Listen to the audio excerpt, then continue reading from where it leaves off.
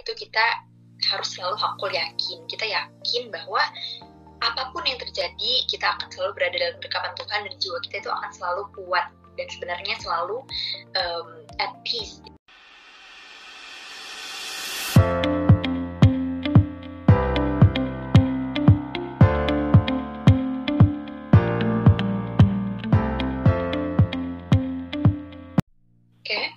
Bismillahirrahmanirrahim. Assalamualaikum warahmatullahi wabarakatuh. Selamat pagi, siang, sore, malam semuanya.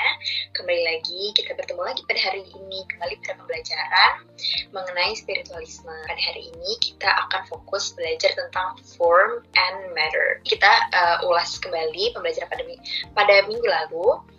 Itu ketika kita experience I am, kita itu memiliki kekuatan yang tidak terbatas.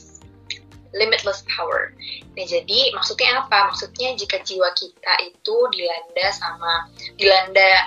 oleh masalah apapun itu, problem kehidupan apapun itu, jiwa kita itu sebenarnya tetap pada esensinya, pada substansinya, dia itu sebenarnya baik-baik saja, dia tetap tenang, dia tetap kuat.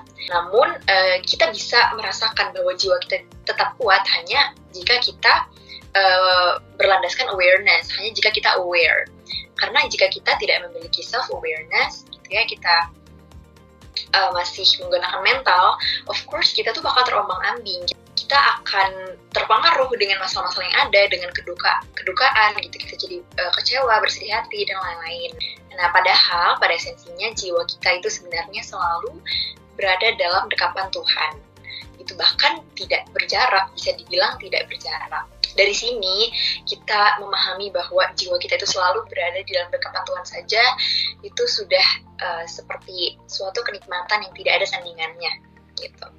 Nah, oleh karena itu kita harus selalu hakul yakin. Kita yakin bahwa apapun yang terjadi, kita akan selalu berada dalam dekapan Tuhan dan jiwa kita itu akan selalu kuat dan sebenarnya selalu at peace, gitu.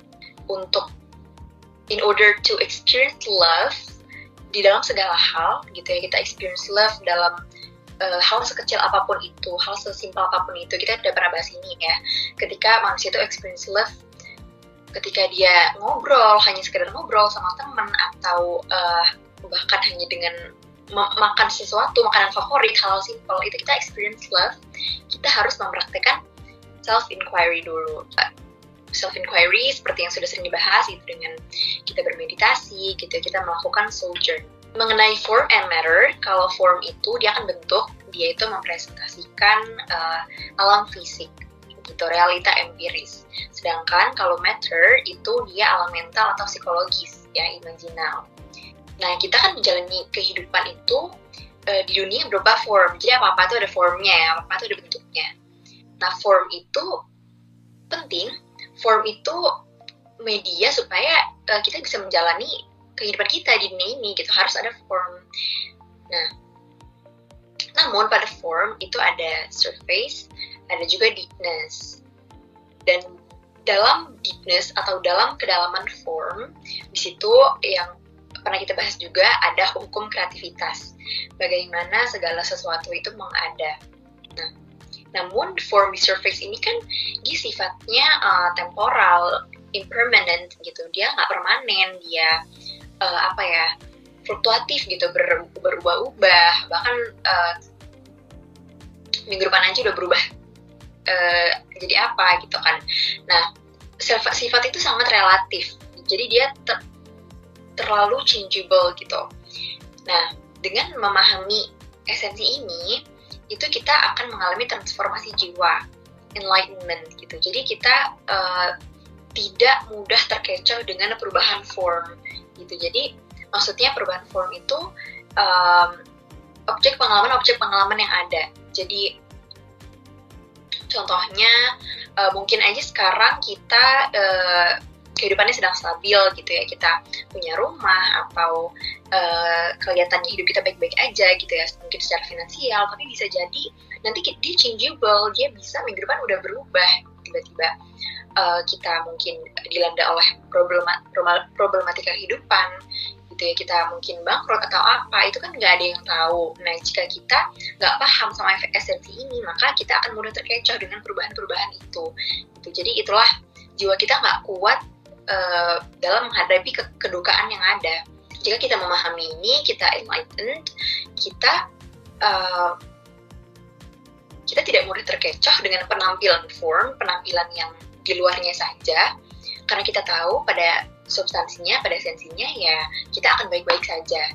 Gitu. Jadi seakan-akan jiwa kita itu mempunyai kestabilan, gitu, memiliki sandaran kepada sesuatu yang tetap, dia unchangeable, dia selalu stabil dan membuat kita tenang. Nah, itu ada di level terdalam form, yang deepness tadi. Jika sebagai manusia kan kita pasti sering berimajinasi ya.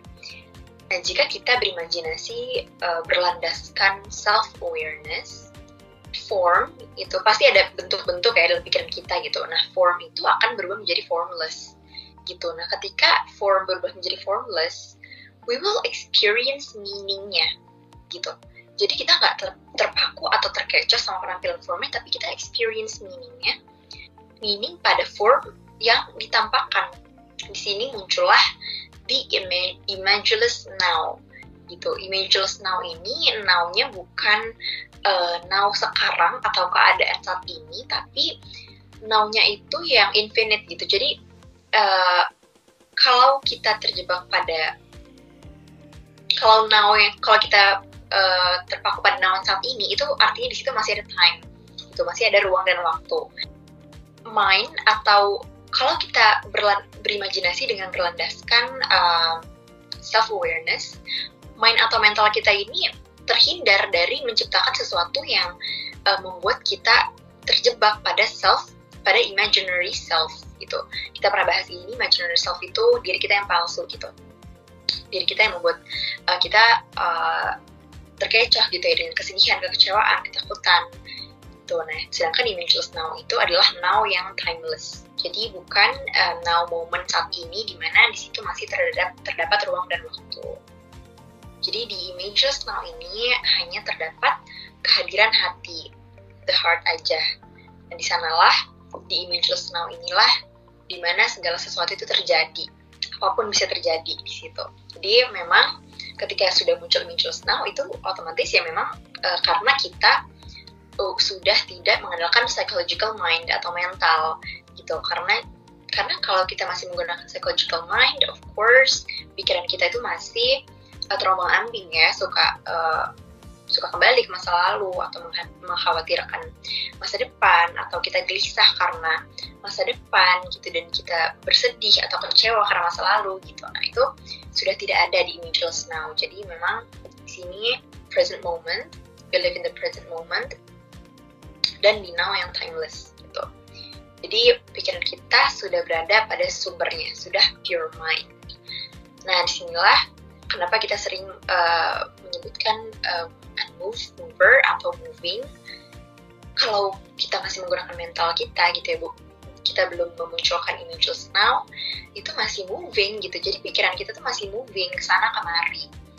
Nah, jadi padahal sebenarnya ada loh sesuatu yang unmoved gitu, yang unmoved but mover, yaitu in the now, ya in the present moment ini kita unmoved gitu. Kita berada di sini, di the heart kita, di detik ini, dan kita sama sekali tidak terfokus dengan yang moving gitu. Nah, makanya seringkali saya jelaskan bahwa jika kita hidup di present moment, maka kita akan sangat powerful gitu. Maka seringkali ketika orang itu hidup di masa lalu atau di masa depan, itu akan merasa powerless, seperti tidak memiliki kendali, karena memang kita tidak punya kendali atas masa lalu atau masa depan kita gitu. Jadi kita hiduplah pada present moment, di imageless now ini. Nah, tadi kenapa ini sangat penting, kesadaran kita, self-consciousness kita, self-awareness kita. Jadi the consciousness itu memiliki kualitas yang tidak terbatas, kreativitas yang tidak terbatas. Di situ terdapat kecerdasan, energi, cinta, kekuatan, gitu ya, berkah.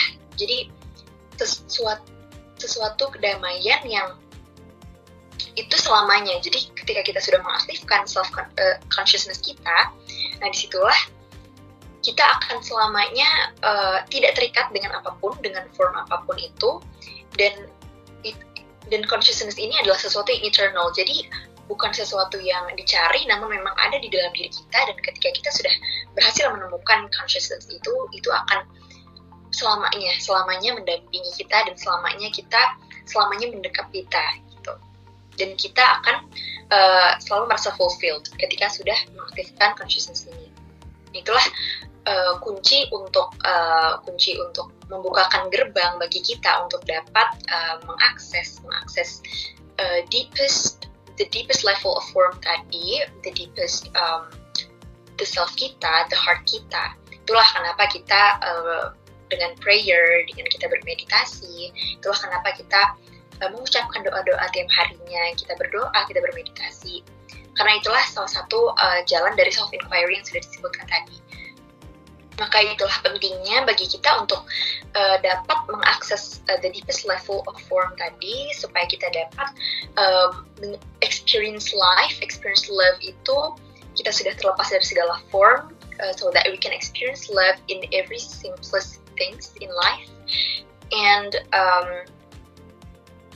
dan itulah pentingnya kenapa kita perlu melakukan self-inquiry tadi dengan bermeditasi, dengan berdoa, supaya kita dapat memunculkan dan mengalami sendiri, merasakan sendiri.